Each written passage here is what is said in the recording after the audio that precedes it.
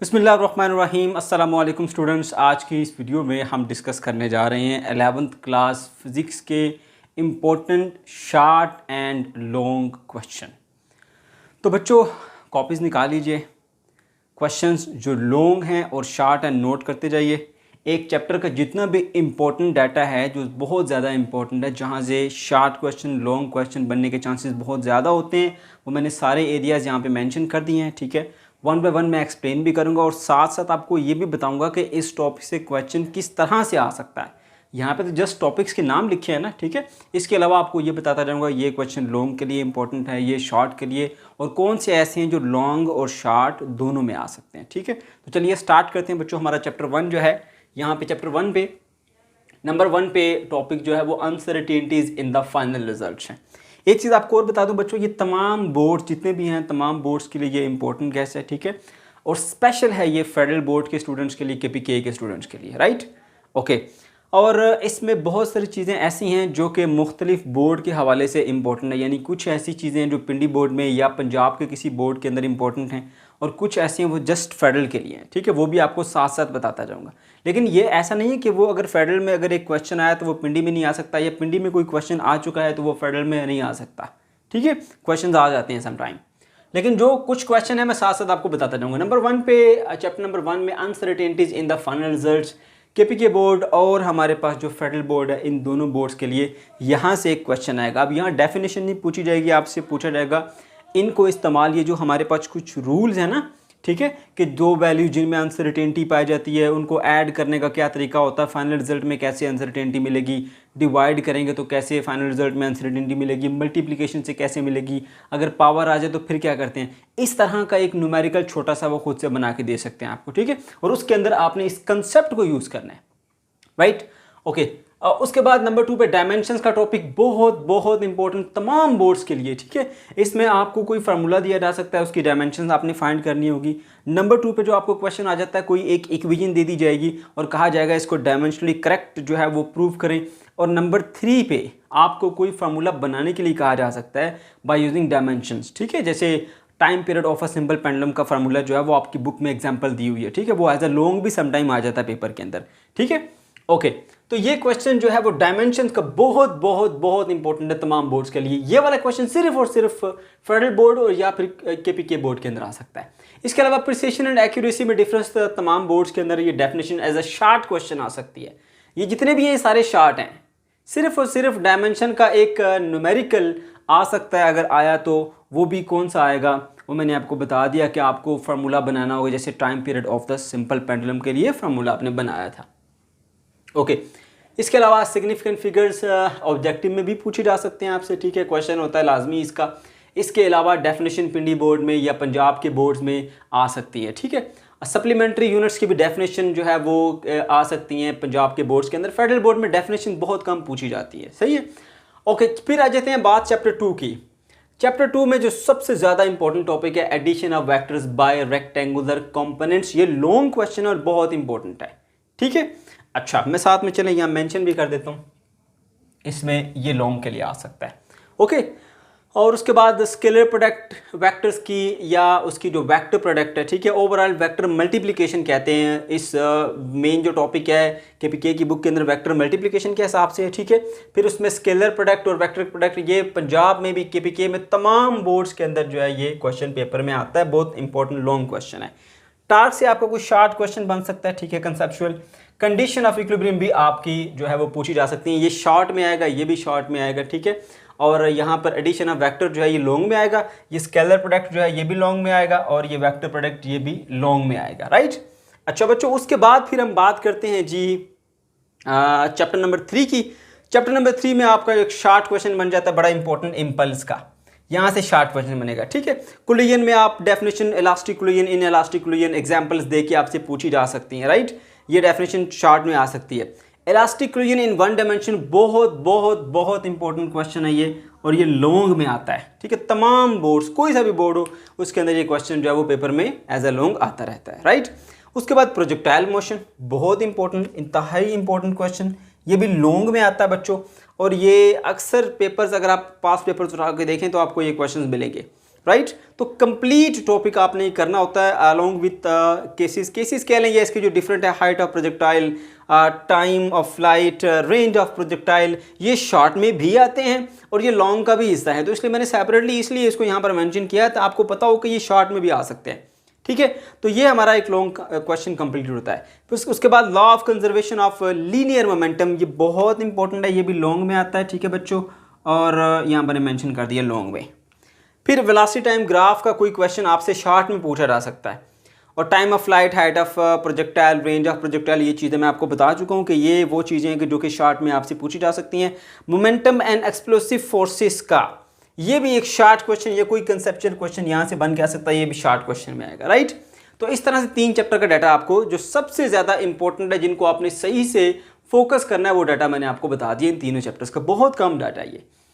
फिर हम बात करते हैं जी चैप्टर नंबर 4 की। तो बच्चों चैप्टर नंबर 4 के अंदर, बल्कि चैप्टर नंबर 4 छोड़े, पूरी बुक का हमारा जो सबसे इंपॉर्टेंट क्वेश्चन है वो ये है, एब्सोल्यूट पोटेंशियल एनर्जी का टॉपिक, ठीक है।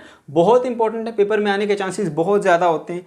बहुत सारे पेपर आप उठा के देखें, पास्ट पेपर ये आया होता है, बार बार रिपीट भी होता रहता है हमारे पास। ये बहुत इंपॉर्टेंट क्वेश्चन है, एब्सोल्यूट पोटेंशियल एनर्जी। उसके बाद inter conversion of kinetic energy and potential energy, ये भी एज अ लॉन्ग पेपर में आता है, ठीक है। ये भी लॉन्ग में आएगा और ये भी लॉन्ग में आ जाता है, ठीक है। एस्केप वेलोसिटी बहुत इंपॉर्टेंट है, ये भी लॉन्ग में आता है। Work done in the gravitational field, ठीक है। इसमें हमारे पास वो 2 केसेस बनते हैं, आपने पढ़े होंगे, ठीक है। इसमें कि work done in a close path जो है वो क्या होता है, हमारे पास 0 होता है, और वर्क डन जो है वो इंडिपेंडेंट ऑफ पाथ। ये 2 क्वेश्चन इस तरह से बनते हैं, वो दोनों शॉर्ट क्वेश्चन आपसे यहाँ पे पूछे जा सकते हैं, ठीक है। ये मैंने आपको बता दिया कि इसमें से किस तरह के क्वेश्चन बनेंगे। 2 शॉर्ट क्वेश्चन, 2 केसेस हैं उसके अंदर इस टॉपिक में, दोनों से शॉर्ट क्वेश्चन जो है वो बन के आते हैं। ओके, उसके बाद work done by the variable force. अब ये जो टॉपिक है ये शॉर्ट में आपसे पूछा जा सकता है, ठीक है। अब इसमें भी 2 केसेस है हमारे पास, बात गौर से सुनिएगा बच्चों।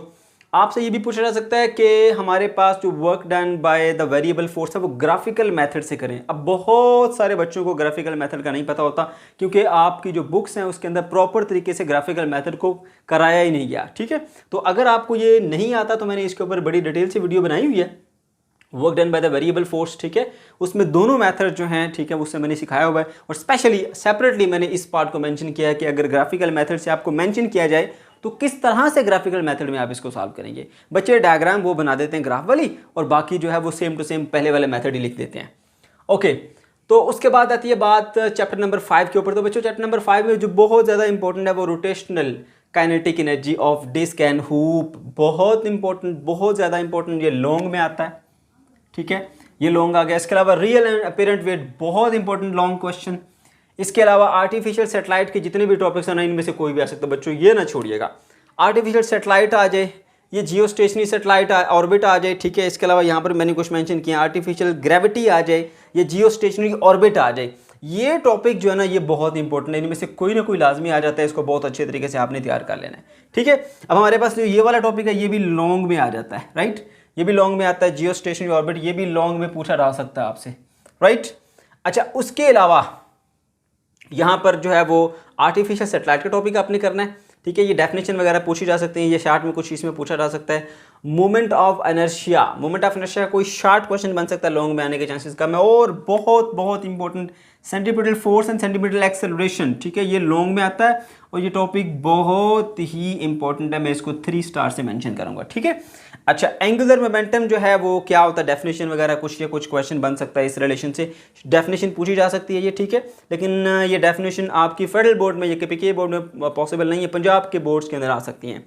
Law of conservation of angular momentum, अब ये ऐसा टॉपिक है कि जिसकी बेस के ऊपर कोई ना कोई आपसे कंसेप्चुअल क्वेश्चन फेडरल बोर्ड में पूछा जा सकता है, ठीक है। और पंजाब के जो बोर्ड्स हैं वहाँ इसकी जो है वो एज इट इज़ वो स्टेटमेंट पूछी जा सकती है और डेरिवेशन आपने करनी होगी, ठीक है। और ये मुमकिन है कि शायद फेडरल बोर्ड में भी ऐसी तरह से पूछा जा सके आपसे, लेकिन ज़्यादातर चांसेस ये हैं कि यहाँ से आपसे जो है वो कोई एक कंसेप्चुअल क्वेश्चन इस टॉपिक की बेस के ऊपर आपसे पूछा जा सकता है। उसके बाद फिर रोटेशनल एंड क्या है जी हमारे पास, लीनियर एंड एंगुलर क्वांटिटीज़। अब जो रिलेशन है ना लीनियर क्वांटिटीज़ और एंगुलर क्वांटिटीज़, उनमें जो रिलेशन है यानी लीनियर वेलोसिटी और एंगुलर वेलोसिटी में relation, linear acceleration, angular acceleration, इनमें रिलेशन, ठीक है। ये तमाम रिलेशन में से कोई एक रिलेशन आपको प्रूव करने के लिए दिया जा सकता है, ठीक है। तो आपने बच्चों इसको बहुत ही अच्छे तरीके से तैयार कर लेना है, ठीक है बच्चों। अच्छा, उसके बाद फिर हम बात करते हैं जी जो कॉन्सेप्ट ऑफ वेटलेसनेस है, इसके ऊपर वेटलेसनेस के कॉन्सेप्ट के ऊपर आपसे कोई ना कोई कंसेप्चुअल क्वेश्चन फेडरल बोर्ड में पूछा जा सकता है। ये पंजाब बोर्ड में चांसेस या पंजाब के जो बोर्ड्स हैं वहाँ पर चांसेस कम है इस क्वेश्चन के आने के, लेकिन फेडरल के लिए KPK के लिए क्वेश्चन भी इंपॉर्टेंट है। अच्छा बच्चों, तो ये हो गया हमारा चैप्टर नंबर 5। उसके बाद हम बात करते हैं चैप्टर नंबर 6 की, बहुत ही इंपॉर्टेंट। यहाँ से अक्सर लॉन्ग क्वेश्चन जो है वो आ जाता है। छोटा सा चैप्टर है, आसान सा है, ठीक है। इसके अंदर जो है वो मेजर जो सबसे बड़ा और इंपॉर्टेंट टॉपिक है वो बर्नौली इक्वेशन का, ये भी लॉन्ग क्वेश्चन है, ये बर्नौली का लॉन्ग में आता है, ठीक है। इसके अलावा इक्वेशन ऑफ कंटिन्यूटी ये भी लॉन्ग में आ जाता है बच्चों। और इसमें या तो आपके पास पेपर में मोस्टली ऐसा होता है बर्नौली इक्वेशन दे दी जाती है या फिर आपको इक्वेशन ऑफ कंटिन्यूटी, इन दोनों में से एक दे दी जाती है। सम टाइम चांसेस कम है कि कभी कभी आपके पास टर्मिनल वेलोसिटी का भी लॉन्ग पेपर में आ जाता है। ओके, तो ये तीनों लॉन्ग इंपॉर्टेंट हैं, ये पास पेपर्स में पहले भी आए हुए हैं, ठीक है। स्टोक्स लॉ जो है ये आपके पास शॉर्ट क्वेश्चन के लिए पूछा जा सकता है, ठीक है। स्टोक्स लॉ की डेरिवेशन करनी पड़ेगी आपको वहां पर, ठीक है, और डेरिवेशन की वीडियो भी हमारे पास अवेलेबल है। ओके, उसके बाद फिर एप्लीकेशन ऑफ बर्नौली इक्वेशन में जो छोटी छोटी उसकी एप्लीकेशन है, ठीक है, वो पंजाब के बोर्ड्स के अंदर पूछी जा सकती हैं, ठीक है। और इसके अलावा ये जो दो मैंने बताई हैं, ये टॉर्सलाई थ्योरम और वेंट्रीमीटर, ये बहुत ही इंपॉर्टेंट हैं और ये दोनों भी एज अ लॉन्ग आपके पास आ सकते हैं, ठीक है। एरोफॉइल वाला जो है वो आपके पास एज अ शॉर्ट क्वेश्चन पूछा जा सकता है, ठीक है, जिसमें मुख्तलिफ क्वेश्चन बनते हैं। कभी स्विंगिंग बॉल से एग्जाम्पल ले सकते हैं, एरोप्लेन की एग्जाम्पल से ले सकते हैं, आपसे कोई क्वेश्चन पूछा जा सकता है, राइट। तो बच्चों ये टॉर्सलाई थ्योरम और वेंट्रीमीटर, इसके अलावा एक टॉपिक मैं आपको बता दूं, वो क्योंकि फेडरल के बच्चों ने तमाम बुक्स को स्टडी करना है, तीनों की तीनों बुक्स को, तो उनको एक बात बता दूं कि हमारे पास वो जो ब्लड प्रेशर मेजर करने वाली डिवाइस है ना, जिसको हम सिग्मोमैनोमीटर कहते हैं, वो भी आपसे पूछा जा सकता है, ठीक है। उसके ऊपर भी हमारी वीडियो मौजूद है, अगर आप चाहें तो उसको देख सकते हैं, ठीक है। तो ये आगे जी हमारे पास चैप्टर 6 के इंपॉर्टेंट क्वेश्चन मैंने आपको बता दिया कि लॉन्ग यहाँ पर या बर्नौली या कंटिन्यूटी दोनों में से एक आती है। अगर दोनों नहीं देंगे तो फिर या तो टर्मिनल वेलोसिटी देगा या फिर इनकी दो एप्लीकेशन में से एक एप्लीकेशन आपको एज अ लॉन्ग देगा। और शॉर्ट में जो आपसे पूछा जा सकता है वो स्टोक्स लॉ पूछा जा सकता है, या फिर इसमें जो छोटी छोटी इसकी आसान सी एप्लीकेशंस हैं वो पूछी जा सकती हैं, राइट। फिर बात आती है चैप्टर नंबर 7 के ऊपर। चैप्टर 7 में इसमें सिंपल हार्मोनिक मोशन को आपने पहले उसकी डेरिवेशन करके बतानी है, ठीक है। ये पूछा जा सकता है, एज अ लॉन्ग आ सकता है। और इसके अलावा सर्कुलर मोशन और सिंपल हार्मोनिक मोशन में जो एक रिलेशन है, बहुत ही इंपॉर्टेंट क्वेश्चन है, ये पेपर में पूछा जाता है, या इसका कोई एक पार्ट भी समटाइम पूछा जा सकता है, ठीक है। तो वो आपने पूरा तैयार करना है, इनमें से कोई पार्ट भी पूछा जा सकता है और ये कंप्लीटली भी आपसे पूछा जा सकता है। उसके बाद सिंपल पेंडुलम, बहुत इंपॉर्टेंट लॉन्ग क्वेश्चन, ये भी बच्चों हमारे पास लॉन्ग है, ये भी लॉन्ग है, ये भी लॉन्ग है, ठीक है। एनर्जी कंजर्वेशन इन SHM, ये भी लॉन्ग क्वेश्चन है, बहुत ही इंपॉर्टेंट है। इसके अलावा रेजोनेंस जो है वो शॉर्ट में पूछी जाती है आपसे, और इसकी एप्लीकेशन जो है वो माइक्रोवेव ओवन भी आपने देखा होगा किस तरह से फूड को कुक करते हैं, ठीक है।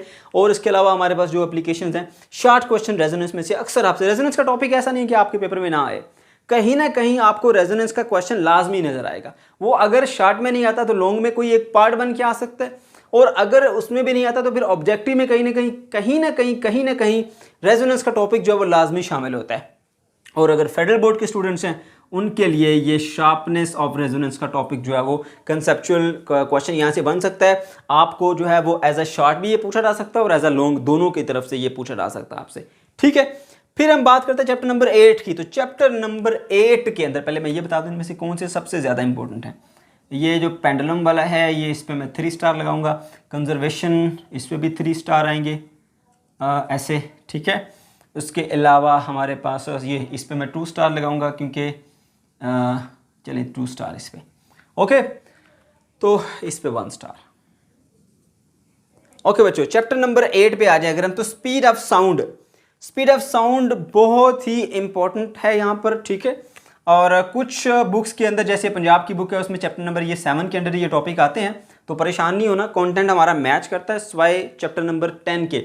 चैप्टर नंबर 10 जो पंजाब का है वो थोड़ा डिफरेंट है, ठीक है। बाकी चीज़ें हमारी सारी की सारी मैच करती हैं, ओके। तो अब चैप्टर नंबर 8 के अंदर जो स्पीड ऑफ साउंड है ये बहुत ही इंपॉर्टेंट है, लॉन्ग में आता है, और इसी का समटाइम पूरा कंप्लीटली पूछा जाता है, उसमें लैप्लेस करेक्शन भी साथ ही करनी होती है आपने। और समटाइम सिर्फ इतना पूछा जाता है speed of sound bye Newton method, तो आपने सिर्फ न्यूटन मेथड से ही सॉल्व करना है, या समटाइम आपको कहा जाता है कि लैप्लेस करेक्शन जो है उसको एक्सप्लेन करें, तो फिर आपने सिर्फ लैप्लेस करेक्शन को करना है, वरना ये कंप्लीट पूछा जाए तो फिर कंप्लीट दोनों करने हैं आपने, ठीक है। तो ये बहुत इंपॉर्टेंट क्वेश्चन है, 3 स्टार देंगे इसको।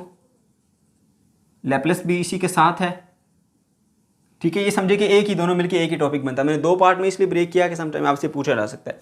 इसके अलावा बीट्स का टॉपिक आपसे एज अ लॉन्ग पूछा जा सकता है, इसमें से शार्ट भी बनते हैं, लॉन्ग भी बनते हैं, लेकिन बहुत ज़्यादा इंपॉर्टेंट नहीं है ये। उसके अलावा फिर बात करते हैं जी factor affecting the speed of sound, कौन कौन से फैक्टर है, ये बहुत इंपॉर्टेंट क्वेश्चन है।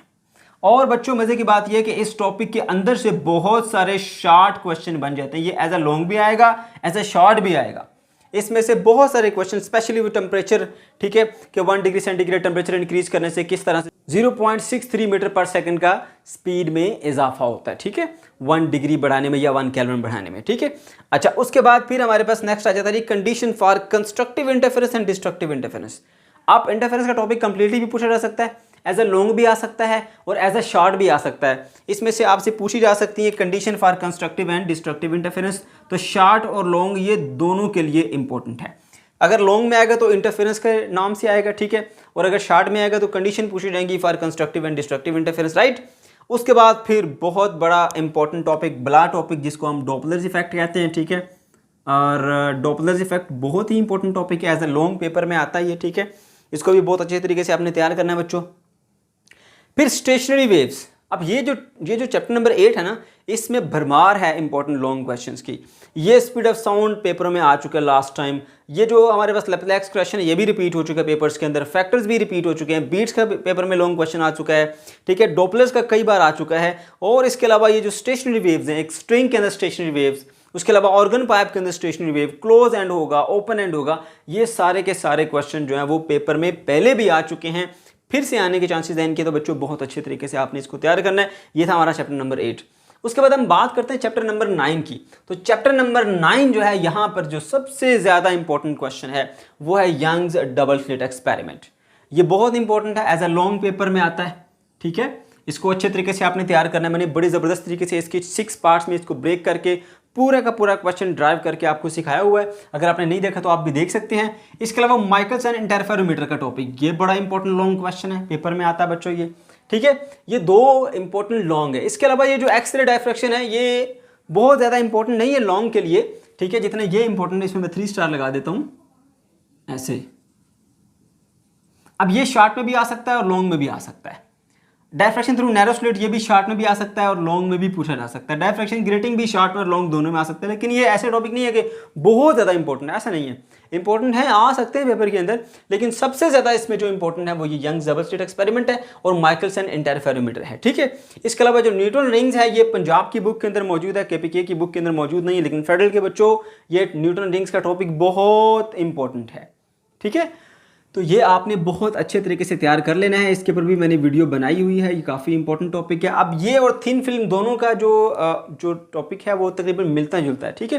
तो थिन फिल्म और ये, अगर आपको थिन फिल्म आती है तो ये बड़ी इजीली आप इसको अंडरस्टैंड कर पाएंगे।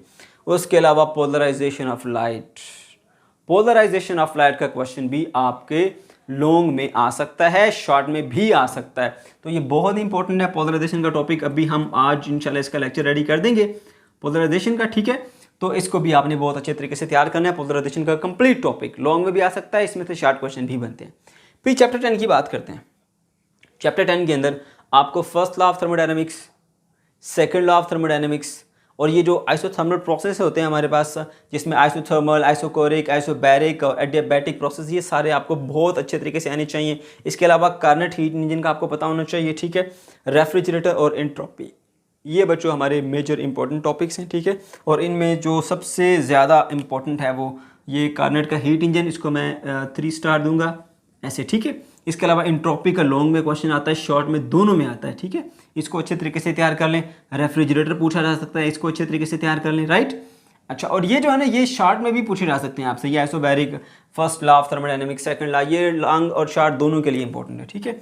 तो ये जो एंट्रोपी है ये लॉन्ग में भी आ सकती है, शॉर्ट में भी आ सकती है। रेफ्रिजरेटर भी लॉन्ग में आ सकता है। कार्नेट इंजन तो है ही लॉन्ग क्वेश्चन है, वो तो बहुत इंपॉर्टेंट है, ठीक है। बाकी ये शॉर्ट और लॉन्ग दोनों में आ सकते हैं, स्पेशली जो फर्स्ट लॉ है और सेकंड। बच्चों ये क्वेश्चन हमारा मिस हो गया था, CP - CV = R। ये बहुत ही इंपॉर्टेंट इक्वेशन है, ये कई बार प्रूव करने के लिए पेपर में दी जाती है। इसको बहुत अच्छे तरीके से आपने तैयार कर लेना, कोई मुश्किल नहीं है, बहुत आसान है। इसके भी शॉर्ट में आने के चांसेस बहुत ज़्यादा हैं। तो बच्चों ये थी हमारी आज की वीडियो, उम्मीद आपको पसंद आई होगी। अगर आपको अच्छी लगी है तो लाजमी से इसको लाइक करें, ठीक है, दोस्तों के साथ शेयर करें और चैनल को सब्सक्राइब करना मत भूलिएगा। अल्लाह हाफिज़।